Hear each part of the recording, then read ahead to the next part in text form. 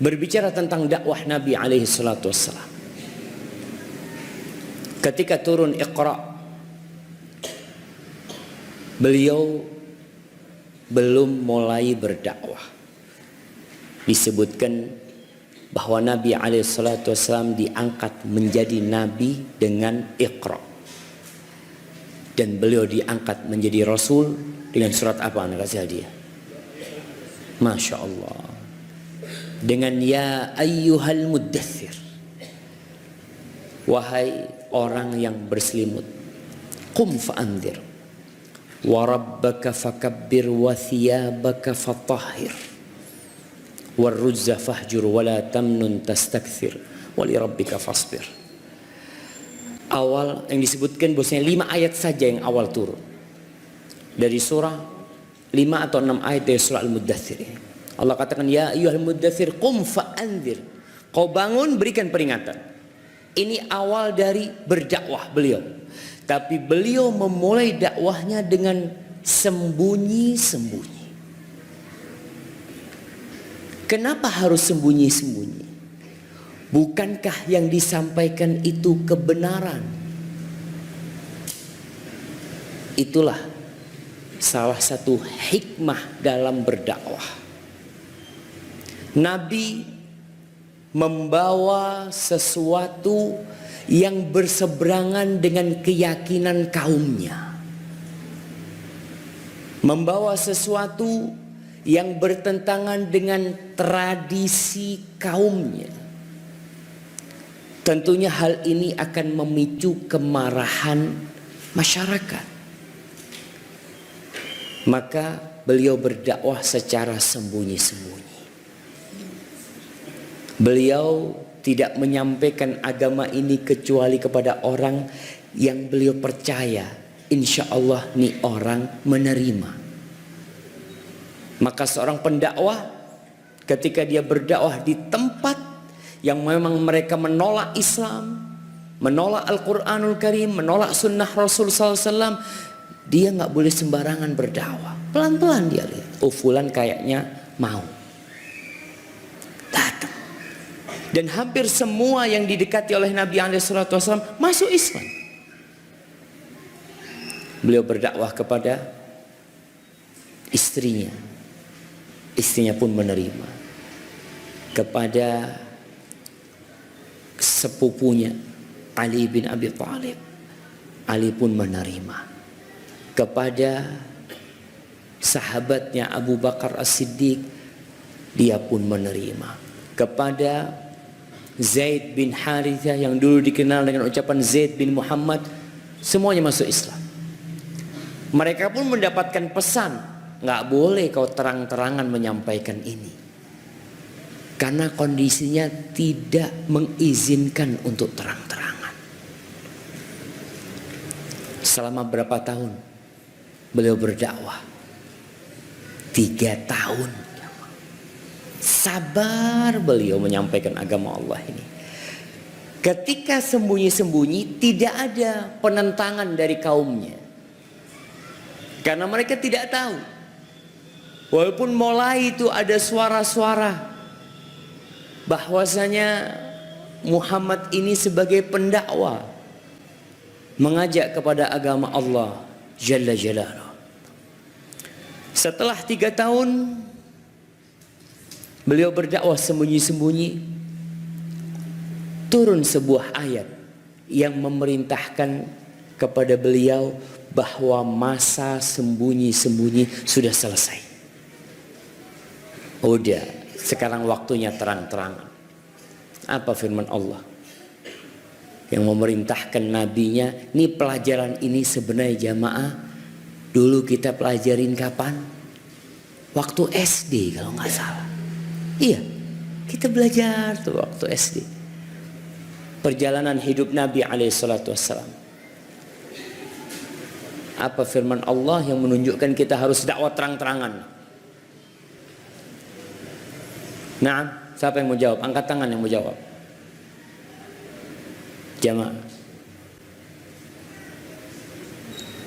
Mana nih? Ana dengar suara-suara barusan. Fadhal. Iqra bismi rabbikal ladzi khalaq. Itu awal ayat yang turun. Ini setelah 3 tahun. Tapi nggak apa-apa, nak kasih hadiah, kasih ke belakang.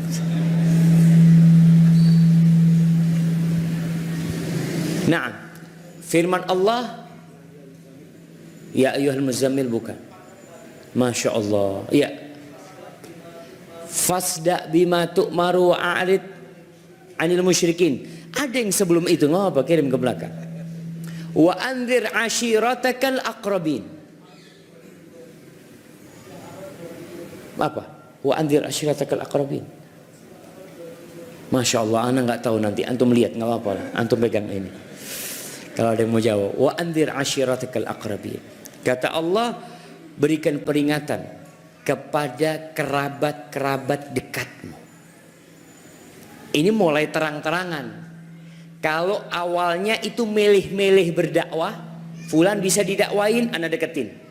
Fulan bisa, anda deketin. Tapi setelah itu enggak. Semua kerabat dekatmu harus kau sampaikan ini. Kau harus kumpulkan mereka. Maka dikumpulkan mereka.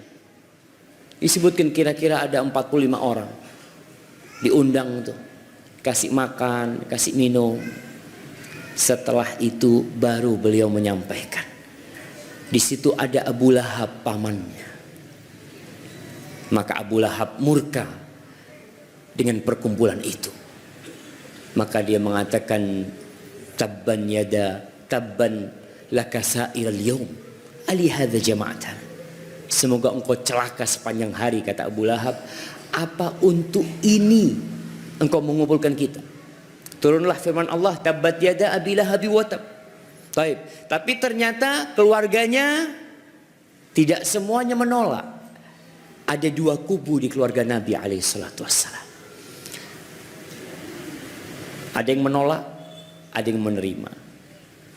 Abu Talib, walaupun dia tidak menerima, tapi karena yang berdakwah ini adalah keponakannya, maka dia akan jagain. Kau terus berdakwah, aku akan jagain. Adapun Abu Lahab memerangi.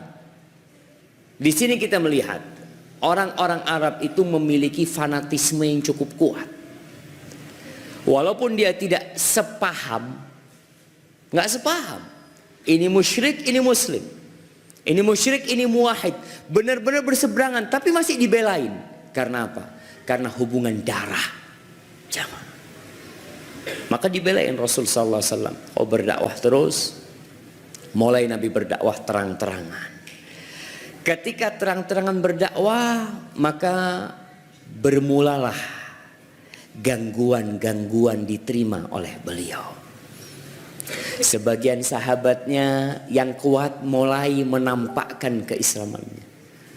Abdullah bin Mas'ud, dia termasuk minas sabiqin al-awwalin, dia tampakkan Islamnya. Dan dia ngomong sama orang-orang, aku akan baca Quran nanti di depan Ka'bah, kata dia.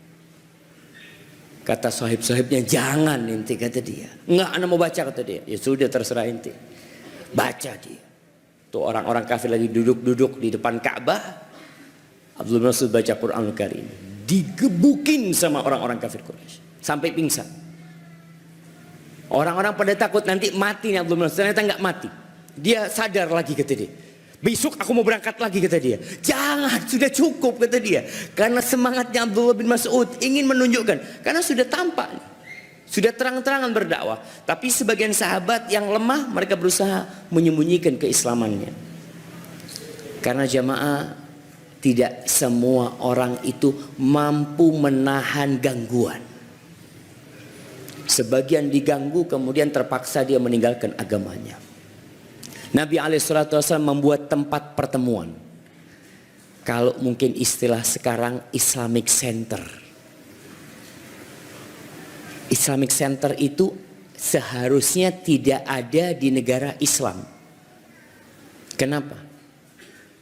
Karena Islamic Centernya umat Islam itu udah masjid. Di sini nih markas Islam itu di rumah Allah. Tapi Islamic Center biasanya di mana adanya? Di negeri-negeri kafir. Mereka di mana-mana kita berangkat ke Australia ada Islamic Center.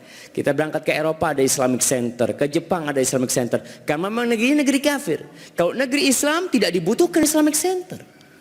Di semua tempat ada masjid. Di semua tempat ada musola, madrasah-madrasah ada. Maka disitulah. Di masa itu Nabi SAW nggak bisa bangun masjid. Apa yang beliau lakukan? Beliau menjadikan rumahnya Al-Arqam ibn Abil Arqam sebagai Islamic Center. Tempat pertemuan dengan para sahabatnya.